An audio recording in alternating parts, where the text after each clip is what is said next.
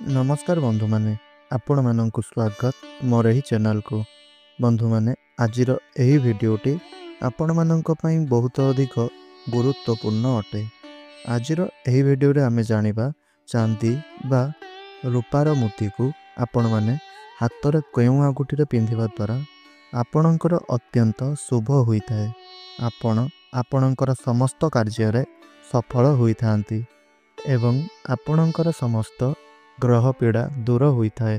एहा द्वारा अनेक ग्रह माने मध्य आपनकु शुभ फल प्रदान करिथांती। बंधु माने गोटिए कथा मन रखि थांतु, चांदीर मोती पिंधिबा द्वारा माता लक्ष्मी आपनक उपरे प्रसन्न होइथांती एवं आपनक घरे धन संपत्ति ऐश्वर्यर वृद्धि होइथाय। काहेकि ना सुना एवं रूपा माता लक्ष्मींकर प्रतीक होइथाय एवं एहा माता लक्ष्मी को आकर्षित करिथाय। तेबे बंधु माने आसंतु जानिबा रूपा मोती आमे केउ आंगुठी रे पिंधिबा उचित एवं रूपा मुदी पिंधिबा द्वारा आमको केउ केउ शुभ फल सबु प्राप्ति होइथाय। आसंतु जानिबा सेथि पई भिडियोटी को शेष पर्यंत निश्चय रूप रे देखंतु। एहा पूर्वरु जदि आपण माने मध्य माता लक्ष्मी को सच्चा हृदय भक्ति करुथांती विश्वास करुथांती ताहा हेले एही भिडियोटी को गोटे लाइक करी कमेंट बॉक्स रे जय माता लक्ष्मी अवश्य रूप रे लिखि दियंतु। आउ चैनल टी को सब्सक्राइब करि नथिले गोटे सब्सक्राइब निश्चय रूप रे करि दियंतु। बंधु माने आजिर एही भिडियो रे रूपा मुदी संपर्क रे जानिबा सहित आउ मध्य आपण जानिबे जे आपणकर घरे आपणक सहित एपरी केउ केउ घटना गुड़िक सबु घटिले आपणकु धनवान बनिबार संकेत प्राप्त होइथाय। अर्थात माता लक्ष्मींकर कृपा आपणक उपरे बर्षिबा पई जाउअछि। बंधु माने जेतेबेले आपण सज्जा त्याग करूछंती सेतेबेले जदि आपण आपणकर दुई हातर पापुली को देखुछंती ताहा हेले एहा आपणक पई बहुत अधिक शुभ होइथाय। कारण करागे बसते लक्ष्मी कर मध्ये सरस्वती कर मूले तुगुबिंदः प्रभाते कर दर्शनम। अर्थात जदि आपण सकाळु उठी आपण आपणकर हातर पापुली को देखि थांती एवं एही मंत्रटी को जदि आपण जप करि थांती तो आपण जानि नियंतु जे आपण समस्त देवादेवींकर दर्शन करिनेले। एहा को करिबा द्वारा निहाती भावरे आपणकर दिनटी अत्यंत भावरे शुभ कटिथाय। सेही परि जदि आपणक घर को चुचुंद्रा बारंबार आसुथाय ताहा हेले आपण जानि रखंतु जे एहा आपणक पई अत्यंत शुभ संकेत अटे। एही भली शुभ संकेत प्राप्त हेले जानि रखंतु जे माता लक्ष्मी आपणक घर को आसीबार अचंती। कारण चुचुंद्रा हेउछि भगवान श्रीहरि विष्णुंकर दिव्य स्वरूप। तो गोटिए कथा जानि रखंतु जे जेउ स्थान रे भगवान श्रीहरि विष्णु वास करिथांती सेही स्थान को स्वयं माता लक्ष्मी निजे टाणी होई आसी थांती। तो सेथि पई जदि आपण आपणक घर को बारंबार चुचुंद्रा आसीबार देखुछंती तो यह अति उत्तम एवं शुभ संकेत होइथाय। चुचुंद्रा को देखिबा क्षणी भगवान श्रीहरि विष्णुंकर नाम नहीं प्रणाम करिबा उचित। आपणको निश्चिंत भावरे भगवान श्रीहरि विष्णुंकर आशीर्वाद प्राप्त हेबो। बंधु माने आमे माने अनेक समय रे आम घरु अनेक अदरकारी जिनिस गुडी को फिंगी दे थांती। तेबे कौन आपण माने जानी छंती कि आपण माने जदि अमावास्या दिन एही कामटी को करिवे अर्थात आपणक घरे थिबा अदरकारी जिनिस गुडी जदि अमावास्या दिन आपण बाहर को फिंगी देउछंती तो एहा आपणक पई अत्यंत उत्तम होइथाय, अत्यंत शुभकारी होइथाय। एहा द्वारा आपणक घरे थिबा समस्त नकारात्मक ऊर्जा गुड़िक बाहर को चली जाई थांती। जदि आपणक घरे बुढ़ियानीर जाल होइगलानी जदि एहीपरि होइथाय ताहाले आपणक घरे सर्वदा नकारात्मक शक्ति विस्तार करिवो। जदि कोनोसी पक्षी विशेष करी फल खाई जदि विशेष करी बादुड़ी आपणक घरे फल खाई आपणकर अगणारे हेउ अथवा आपणक घरर छात उपरे हेउ जदि किछि फल से पकाई करी चली जाए तेबे एहा आपणक पई बहुत ही शुभ चेतना अटे। एहा द्वारा आपणकर बहुत शीघ्र उन्नति हेबार संकेत आपणଙ୍କୁ प्राप्त होता है। एही घरे वास करुवा समस्त सदस्य माने उन्नतिर मागरे चलिबार लगी पड़ी था। सेहीपरि सोमवार, बुधवार एवं शुक्रवार दिन जेतेबेले आपण घरु बाहर को केउ आड़ को जाउछंती सेतेबेले आपण सर्वप्रथमे आपणकर बाम पादटी घरु बाहर को बाहर करंतु एवं आपण आपणकर यात्रा आरंभ करंतु।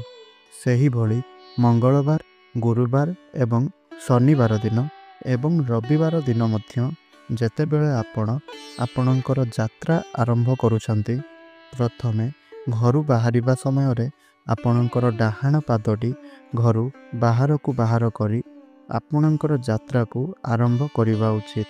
एहा द्वारा आपणकर यात्रा आपणक पई अत्यंत शुभदायी रहिबो। आपण आपणकर समस्त कार्य रे सफलता प्राप्ति करिवे। जदि आपण आपणक घरे गाई पाली छंती आउ सेही गाईर आखिरे आपण लुह देखुछंती ताहा हेले एथिरु आपण जानि नियंतु जे निहाती भाबरे आपणक उपरे किछि विपद आसिबार अछि। सेथिपई आपण विशेष सतर्कता अवलंबन करंतु एवं गोमातांकर विशेष भाबरे जत्न नियंतु एवं गोमातांकर सेवा करंतु।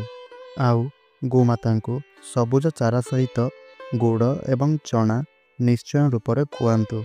देखिवे जेउ सबु बाधा विघ्न एवं अशुभत्व आसुथिबो ताहा निश्चिंत भावरे टळिजिबो। सेहीपरि जेतेबेले पुरुष लोक माने भोजन करुछंती सेतेबेले मुंडरे टोपी गामुछा इत्यादि पिंधि करी भोजन करंतु नाही। सेही भली जदि महिला मानक क्षेत्र रे आमे देखिबा तो सेमानंक मथारे ओढ़णी रहितिले अत्यंत शुभ होइथाय।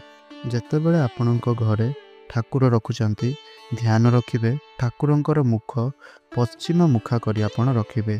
आउ जेतेबेले आपण पूजा करुछंती सही समय रे आपणकर मुख पूर्व मुखा करी पूजा करिवे। ठीक सही परी मंदिर मानंकरे ठाकुरंकर मुख पूर्व दिगकु रहिबो एवं आपण पश्चिम दिगकु मुख करी पूजा करिवे। सही परी माँ माने जेतेबेले घरे बासन मांजुछंती बा बासन धुउछंती तो सही समय रे बासन मांजिबार शब्द धीर हेबा उचित नचेत एहा द्वारा अमंगल होइथाय। नकारात्मक ऊर्जा आपणकर घरे अधिक हो जाई थांती। सेथिपई बासन मांजिबा समय रे अथवा बासन धोई करी घरे रखिबा समय रे जेमिति कि बासनर शब्द कम हेबा उचित। एहा आपणक पई अत्यंत उत्तम अटे। जदि आपण रागी मनुष्य अटंती बारंबार आपणको क्रोध आसुअछि ताहा हेले आपण दिन को कम से कम 6 रु 7 थर आपणकर पाद धुवंतु। देखिबे नियाती भाबरे आपणकर समस्याटी धीरे धीरे दूर होई जिवो। बंधु माने सोईकी उठिबा परे जदि आपणकर सेज असजड़ा होई पड़ी अछि तो एहा द्वारा राहुकेतु एवं शनिदेवंकर खराब दृष्टि आपणक उपरे पड़ी थाए। तेणु एथिप्रति आपण विशेष रूपरे ध्यान रखंतु।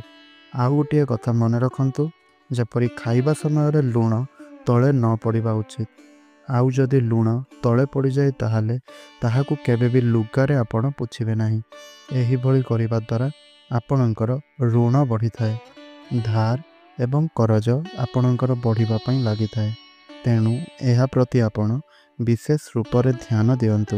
बंधु माने आम समस्तंक उपरे किछि ना किछि संकट निश्चय रूपरे आसी थाए। किंतु जेतेबेले आम उपरे संकट आसी थाए एवं एही संकट जदि आम उपरे बेले बेले आसी जाई थाए कि आमे सही संकटरू मुक्ति पाइबा पई आमे किछि भी उपाय पाइ न थाउ सेतेबेले आमे कोन करिबा ना जेउठी आमे माने पानी पिउछंती सेइठू अल्प किछि पानी आनी फूल माध्यम रे आपण आपणक घरर चारिआडे छिंची दियंतु। देखिबे निहाती भाबरे जेते बड़ संकट आसुना काहींकी सेथिपई किछि ना किछि उपाय आपणको निहाती भाबरे देखायब। किछि ना किछि उपाय बाहर करिबा पई आपण सामर्थ्य हेबे। सेहीपरि प्रत्येक शुक्रवार दिन किछि ना किछि मिठा अवश्य रूपरे खाआंतु एवं छोट पिलामानंकु किछि मिठा खाइबा पई दियंतु किंबा चॉकलेट आदि खाइबा पई दियंतु। ଆପଣଙ୍କ ପାଇଁ ଏହା ଅତ୍ୟନ୍ତ ଶୁଭ ହୋଇଥାଏ। ଆପଣ ପୂଜା କରୁଥିବା ସମୟରେ ଯଦି କୌଣସି ଅତିଥି ଆସିଯାଆନ୍ତି ତେବେ ଏହା ବହୁତ ହିଁ ଶୁଭ ହୋଇଥାଏ। ସେହିପରି ଯଦି ଆପଣ ଠାକୁର ପୂଜା କରୁଛନ୍ତି ଆଉ ସେହି ସମୟରେ କୌଣସି ଛୋଟ ପିଲା କାନ୍ଦିଥାନ୍ତି ତ କ'ଣ କରିବେ ନା କିଛି ହଳଦୀ ନେଇକରି ଆପଣଙ୍କ ଘରର କାନ୍ଥରେ ଲଗାଇ ଦିଅନ୍ତୁ। ଏହାଦ୍ୱାରା ଯେଉଁ ବି ଅଶୁଭ ହୋଇଥାନ୍ତା ତାହା ଆଉ ଆପଣଙ୍କର ହେବ ନାହିଁ। ଏହାପରେ ଯଦି ଆପଣଙ୍କର ବାରମ୍ବାର ଧନ କ୍ଷତି ହେଉଅଛି ତାହା ମେଡ଼ିକାଲ କ୍ଷେତ୍ରରେ ହେଉ କିମ୍ବା ଯେକୌଣସି କ୍ଷେତ୍ରରେ ହେଉ ଅଧିକ ଟଙ୍କା ପଇସା ଆପଣଙ୍କର ଖର୍ଚ୍ଚ ହୋଇଯାଉଅଛି ତ ଧ୍ୟାନ ରଖିବେ ଯଦି କୌଣସି ଶୁକ୍ଳ ପକ୍ଷର ବୁଧବାର ଦିନ କିନ୍ନରମାନେ ଦେଖା ଦିଅନ୍ତି ଅଥବା ଆପଣ କିନ୍ନରମାନଙ୍କ ପାଖକୁ ଯାଇ କିନ୍ନରମାନଙ୍କୁ ସବୁଜ ବସ୍ତ୍ର ଦାନ କରନ୍ତୁ।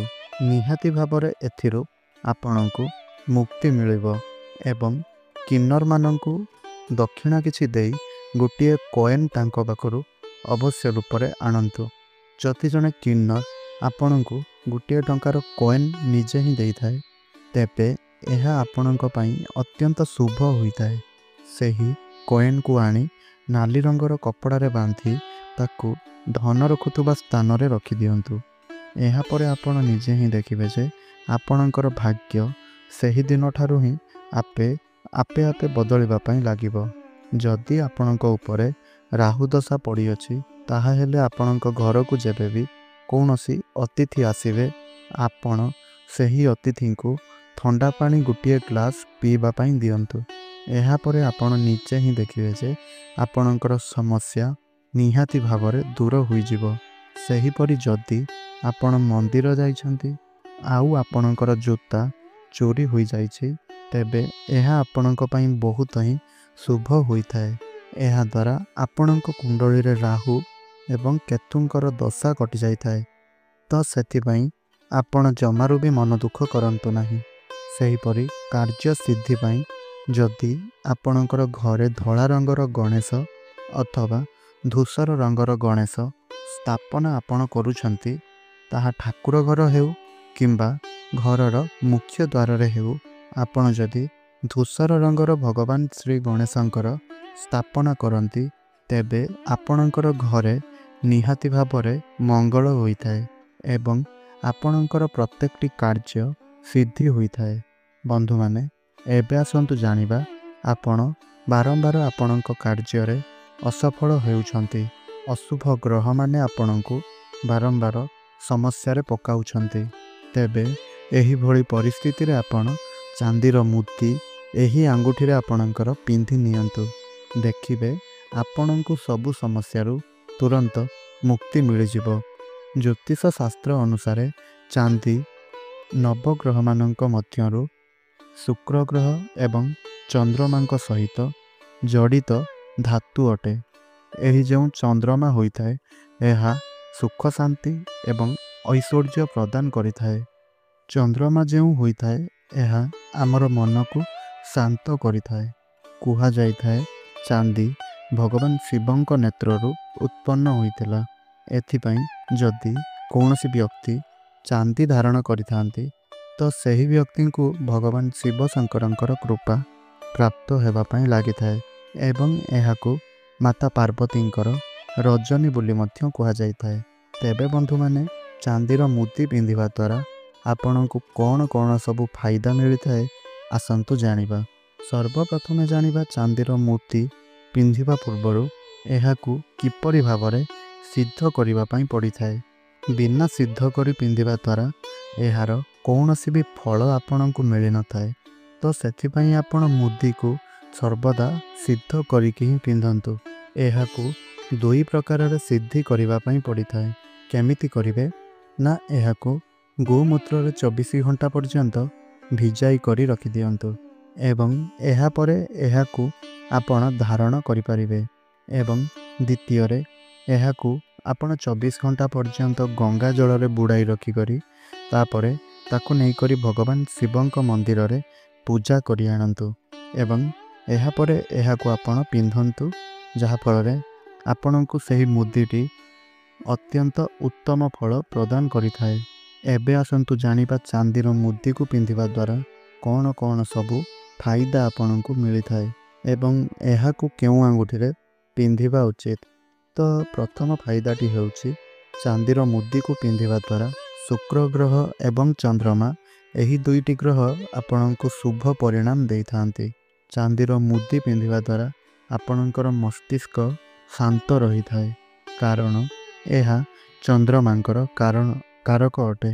जेउ व्यक्ति छोट छोट कथारे रागी जाउछंती बा क्रोध करुछंती तो सही भली व्यक्ति विशेष माने चांदीर मुदी अवश्य रूपरे पिंधिबा उचित। मानसिक शांति पाइबा पई चांदीर मुदी अवश्य पिंधिबा उचित। चांदीर मुदी सर्वदा कानी आंगुठीरे पिंधिबा उचित अर्थात कनिष्ठ आंगुळीरे पिंधिबा उचित। कनिष्ठ आंगुळीरे चांदीर मुदी पिंधिबा द्वारा आपणकर चंद्रमा प्रसन्न होई थांते। जदि आपण चांदीर मुदी को नहीं करी शिव मंदिर को जाई सेई मुदी को शिवलिंगरे छुआई करी नहीं आसंती तेबे एही मुदीटी सिद्धि होई जाई थाए।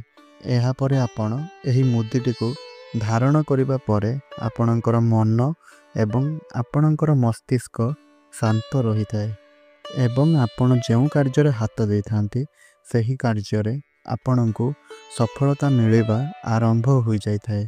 एहा समस्त प्रकारर बाधा विघ्न को आमठारु दूराई रखि थाए। अकाल मृत्यु हेबाकु देई न थाए। समस्त प्रकारर पीड़ारु एही चांदीर मुदी आमको बंचाई थाए। तो बंधु माने आपण जेतेबेले भी एही चांदीर मुदी आणुचंती किंबा धारण करूचंती एहा पूर्वरु आपण एहाको सिद्ध करिके धारण करंतु एवं एहाको आपणकर कनिष्ठ आंगुळीरे धारण करंतु। एहा आपणको 100% फायदा पहुंचाइबो। तेबे बंधु माने आशा करूछि एही वीडियोटी आपणको बहुत भलो लागिथिबो। तो सेथिपई आपण वीडियोटी को गोटे लाइक करंतु। तळे आसुथुबा कमेंट बॉक्स रे जय माता लक्ष्मी निश्चय रूप रे लिखि दियंतु। आउ चैनल टी रे नुआ थिले चैनल टी को सब्सक्राइब करी वीडियोटी को गोटे शेयर निश्चय रूप रे करि दियंतु। तबे बंधु माने आजिर एही वीडियोटी को एइट रखुछि। पुणी कथा हबा आउ एक नूतन वीडियो माध्यम रे रहुछि। धन्यवाद। जय जगन्नाथ।